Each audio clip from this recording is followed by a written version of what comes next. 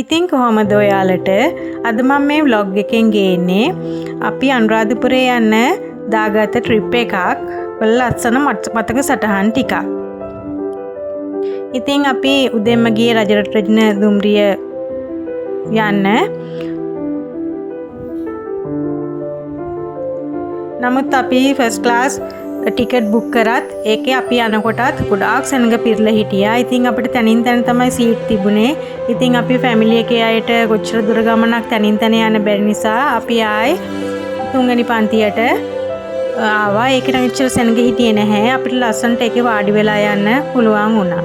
ඉතින් මේ තියෙන්නේ කෝච්චි වඩේ හරිම රසයි. මේ වගේ පාර්සල් අපි කීයක් කෑවද කියලා දන්නේ නැහැ. මොකද කෝච්චි යනකොට ඒ වගේ කෑමක් කාලා නැත්නම් ඇත්තටම වැඩක් නැහැ.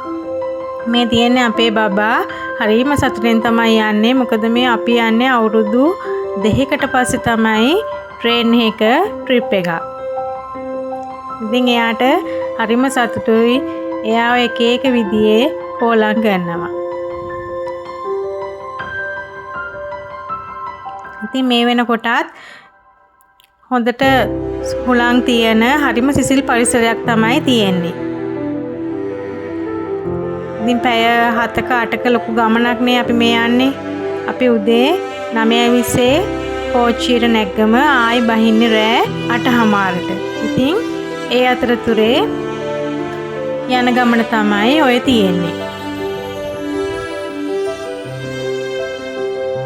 ඇත්තට කෝච්චියක ට්‍රිප් එකක් කියන්නේ හරිම විනෝද ගමනක්. ඉතින් ඔයාලා මගේ vlog එක බැලුවට ගොඩාක් ස්තුතියි. ඊළඟ vlog එකෙන් අපි ඊළඟ travel කරපු තැන් ඔයාලට දාන්න. ඉතින් ඔයාලට ගොඩාක් ස්තුතියි.